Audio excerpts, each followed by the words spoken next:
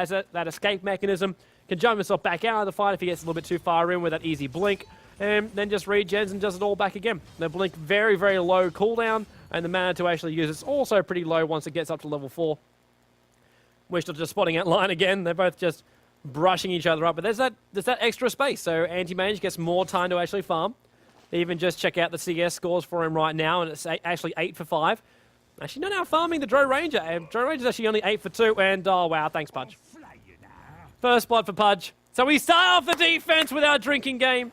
Pudge getting the kill there in the mid lane. You never really know when Pudge is actually going to strike because of that hook.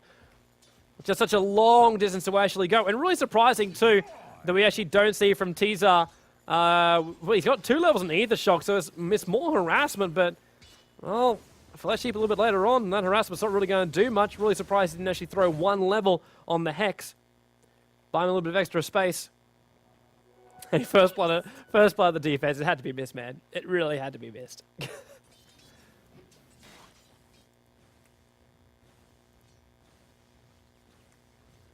All right, so Haystrune's up on the puck right now, so feeling a little bit more confident to jump down towards that bottom lane. Even Orbing the creep wave to start off with. Is there a Frostbite? No, there's not. So it's just the Nova, which will slow him down, but on the back of a Haystrune, it's not really going to do much to try and slow him down with a Haystrune. Also, Matori with a good, actually, it's a good pull. Got himself 2 melee creeps. That'll buy him enough time to actually kill off these Centaurs. And also just delays his creep wave, keeping up close towards the tower. I was actually watching a scrim the other day, and it was actually up against the New French Order, who is actually going to change their names tonight. They want to be called Team Shakira for some unknownly god reason.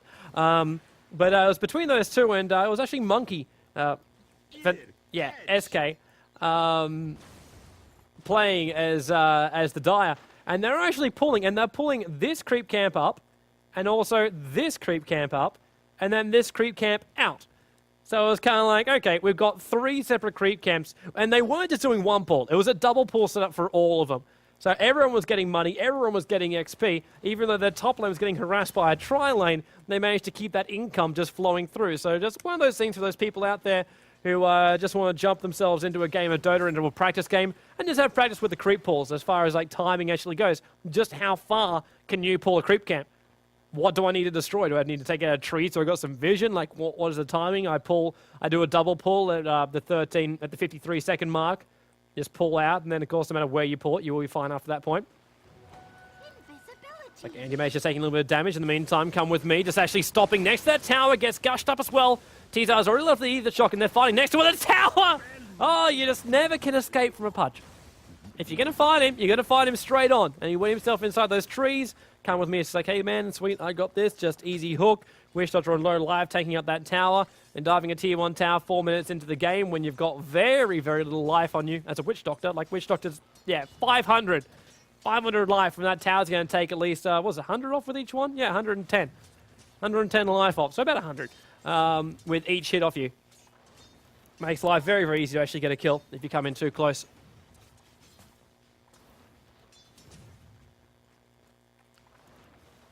Alright, so in the meantime, we'll check out our Anti-Mage, who did end up going with that Poor Man Shield and Ring of Health. It's kind of the preferred build for the Anti-Mages these days. Anti-Mages are kind of like, I just want to have that little bit of extra evasion early on, as well as a little bit of extra damage, which I get from those 2 slippers as well, that you have to use with in combination with the Stout Shield to create the Poor Man Shield. And then you can just convert the Ring of Health, Perseverance a little bit later, so you actually get the mana to actually blink forward and back. Hello, Shadow Shaman dying in the middle lane until he turns into a chicken. There's that chicken I was talking about! But it's not enough because the rot was already up, so there was nowhere for Russ to actually run back out again. So Pudge now with all 3 kills for TEG, the Elder Gods. That's right, not the Younger Gods. The Younger Gods are a little bit, well, more risque with their abilities of godliness. These guys like to train themselves up a little bit more. Just so everyone knows too, because there's a couple of questions asking if this is actually your best of 3. All the group stages matches are actually best of 1s. So everything in the group stages are best of 1. So we have 2 matches this evening, both best of 1s. Coming up next, we actually have the boys who came second in the BenQ, the Clash tournament. Easy. They'll be going up against the New French Order, so looks like Freezer's just having a couple of issues. In that meantime, we can actually check out just a couple of the stats while they're going to keep on talking. So 750 gold difference in favor of the Radiant side. just slowly going up there, and that's just those kills coming in towards Pudge. That's probably actually the entire bank account of them. As far as farm goes, that Anti-Mage at 34 for 12 is something which Come With Me is going to deal with in the very, very near future. He can't allow that to keep on happening. Like, Freezer is at 27 for 13, and really, Dro Ranger doesn't need as much farm as Anti-Mage to actually be massively effective in the middle game. That's why we see a lot of Anti-Mages picking up that Battle Fury early on, so he can just jump from creep camp to creep camp to creep camp and farm it up very, very fast. But Dro Ranger, with just that easy change off they did to her ultimate, the whole like 33% chance that you'll actually get yourself a kill on a neutral creep, turn it from a farming hero into a hero who's actually able to farm with an easy hood. But it's the extra 15 agility you get with every single ultimate that just gives Dro Ranger that power in the mid-game, which just really, well, you wouldn't expect from her with a low amount of farm. So there's the go, there's the ready. There's no countdown, so it's just a simple press of the F9 button to start and stop the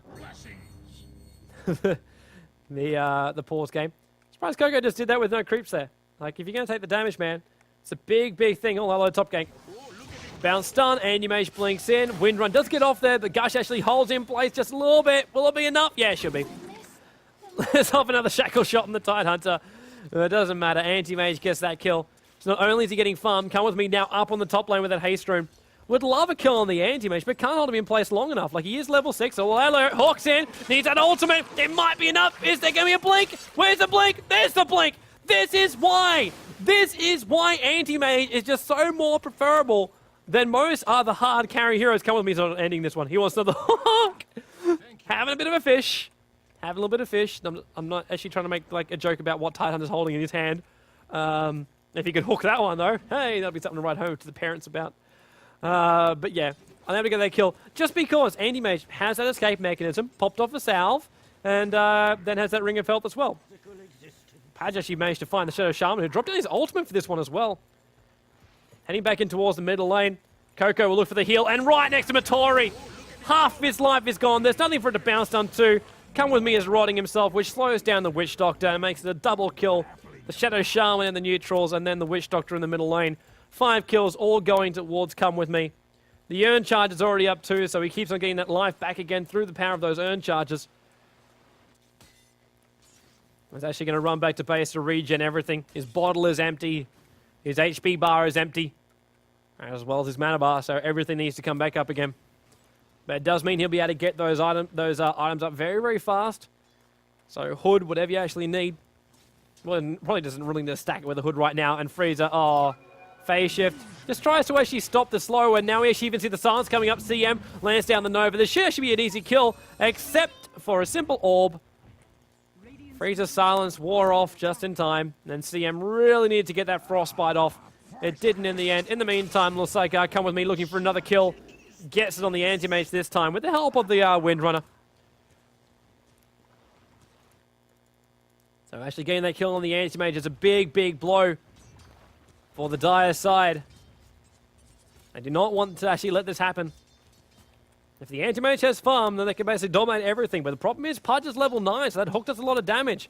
That Rod is also up to level 4, so that's a lot of slow, that's a lot of damage. And he's got that ultimate, and now he's going to come up here for Matori. So Matori throws out the bouncing stun, and at this point, Come With Me is going to wait for that bounce stun to actually end before he lands the hook.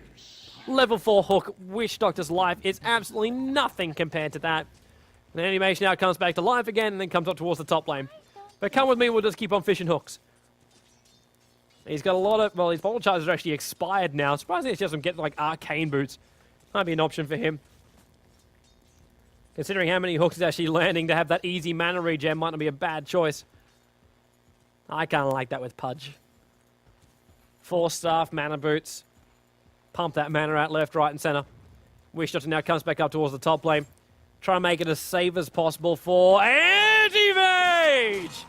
Hook, ultimate, rot, power shot to actually finish him off, because Anti-Mage would have actually blinked away in time just then.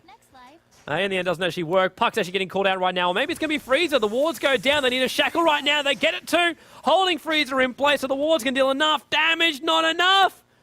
Puck can't chase this. If he does, Dro Ranger will just finish him off. Salve now pops the slow going on Tizar. Good timing from CM with the frostbite. Now we'll actually get the kill there on the Shadow Shaman. So great turnaround here by TEG. Coco running down towards the bottom lane. He's like, hey, what's up? Lose a third of my life to wards. Yay. Puck grabbed himself an illusion room, but I don't think he's got anything there, no bottle or anything like that. So I'm now being told it's actually offline. We've got a power shot going through, hook as well. 1, 2, 3. Puck is actually running back to our base. Dire's top tower is under attack. All right, so it looks like Own3D TV is actually having a couple of issues on the stream. So we'll keep the VOD going in the meantime. I think Own3D TV are actually the ones having a couple of issues with their servers. We'll let them know shortly after this match. In fact, actually, I am going to do it right now. Dire's top tower is under attack.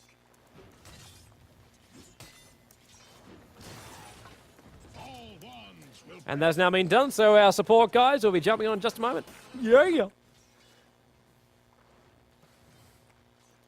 So hopefully they can actually fix this up. In the meantime, our VOD will keep on going for all those people out there who decide, you know what, I can't tune at that random time. There's actually a guy who posted up. He's from India. He's just like, the games actually start about 11 p.m. at night. I just can't stay up that late on a school night. It's just not possible, man. So that is why we actually create the VOD, so you can view them all a little bit later. Kind of want to actually have Come With Me Cam right now. Wanting to head up towards the top lane. Come with me, swap with me, ice with me, and possibly also hook with me now. Yeah, there's multiple aliases which he can actually run off. Always referring to the abilities actually got, and it's actually a good ward up there from the Dire. Just keeping tabs.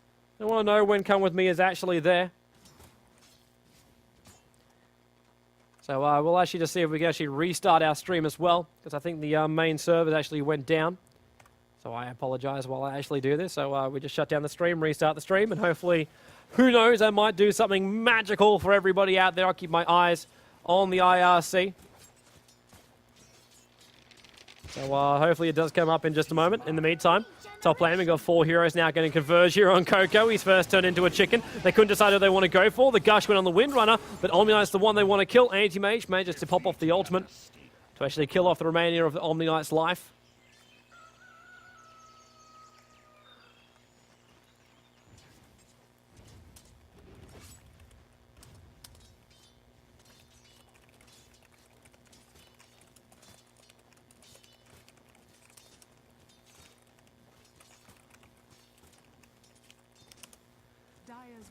All right, so just a couple of messages for obviously our live crowd.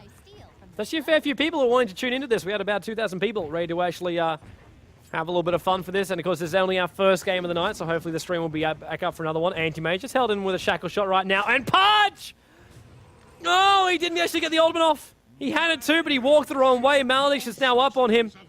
But the repel from Coco will make sure the Come With Me can keep this pressure on. He'll probably just look for an easy kill here on Matori. There's the rot, there's the hook, and the rot will do the rest. Doesn't need to use his ultimate for this. And there's those arcane boots I was telling you about. When you pop off so many hooks, you are still a strength hero as Pudge. So life is never really that fantastic. But that is Come With Me. Just picking off so many kills. 13 kills for his team. He's grabbed 10 of them. 1 for the Dro Ranger, 2 for the Windrunner. And Windrunner was actually supporting both those times as well. I think it was actually Pudge. He had 2 assists for the Pudge.